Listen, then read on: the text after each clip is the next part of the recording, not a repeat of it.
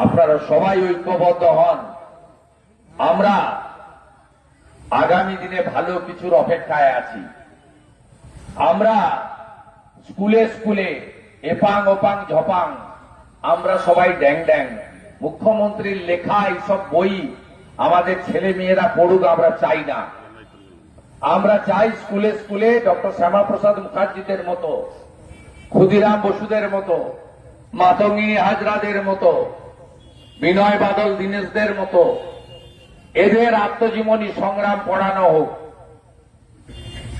আপনারা দেখবেন রাজ্য সরকার সার্কুলার দিয়েছে, মুখ্যমন্ত্রীর লেখা 19টা বই কিনতে হবে। আমি তার রাজনৈতিক বিরোধী বলে বলবো না, ওই বইগুলো পড়া যায় না, পড়ানো যায় না। কোনোটায় লেখা আছে এপাং উপাং ঝপাং, কোনোটায় লেখা আছে হাম্বা রাম্বা কাম্বা গাম্বা। এগুলো পড়ানো যায় না, ছেলে মেয়েদের ক্ষতি হয়ে যাবে। ডক্টর শ্যামাপ্রসাদ মুখার্জির জীবনী পড়াতে হবে, তার আদর্শ পড়াতে হবে, তার অতীত জানাতে হবে নতুন প্রজন্মকে। আমরা নিশ্চিত যে আগামী 8 মাস পরে সে সুযোগ বাংলার গণদেবতা জনতা জনার্দন পশ্চিমবঙ্গের মানুষ সে সুযোগ আমাদের করে দেবেন, যে সুযোগের মধ্য দিয়ে আজকের দিনটি সরকারিভাবে উদযাপিত হবে। আমি সকালবেলা যখন রেড রোডে মালা দিতে যাই তখন জিজ্ঞেস করেছিলাম শ্যামাপ্রসাদ মুখার্জি স্মারক সমিতিকে যে যে ব্যবস্থা ছোটখাটো হয়েছে কে করেছে, পিডব্লিউডি? বলেছে না না, সরকারের কোনো ভূমিকা নেই। জিজ্ঞেস করলাম সরকারের কেউ মালা দিতে এসেছে? বললাম না, আসেনি। তারপরে গেলাম বিধানসভা, বিধানসভার হেড হচ্ছেন অধ্যক্ষ স্পিকার, তার সহকারী হচ্ছেন ডেপুটি স্পিকার। অদ্ভুতভাবে দেখলাম আজকে তাকে মালা দেওয়ার জন্য বিধানসভায় স্পিকারও আসেননি, ডেপুটি স্পিকার কেউ পাঠাননি। আমরা তার প্রতি এই অবহেলা আমরা নিশ্চিতভাবে ভালোভাবে নেব না।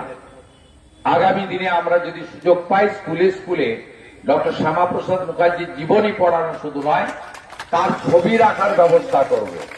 তিনি কে ছিলেন আমাদের নতুন প্রজন্ম, আগামী প্রজন্মের জানা দরকার আছে। বাঙালি হিন্দুদের হোমল্যান্ড দিয়ে গেছেন ডক্টর শ্যামাপ্রসাদ মুখার্জি, তাকে আমরা বাঙালি হিন্দুরা কোনোদিন যেন ভুলতে না পারি। এই প্রার্থনার সাথে আপনাদের সকলকে শুভেচ্ছা অভিনন্দন জানিয়ে অনেকদিন পরে এখানে গোপালনগরে এলাম আমি। আপনারা সবাই ভালো থাকবেন।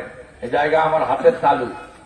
2004 সাল থেকে আমি এই এলাকায় যাতায়াত করি।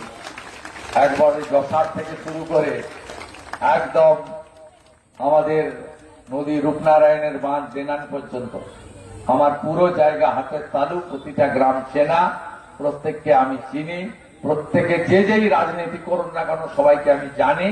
এবং কোলাঘাটের সত্যিকারে এখনো পূর্ব পাঁশকুড়ার এই এলাকায় ভদ্রতা, শিষ্টাচার, নম্রতা সবকিছুই আছে।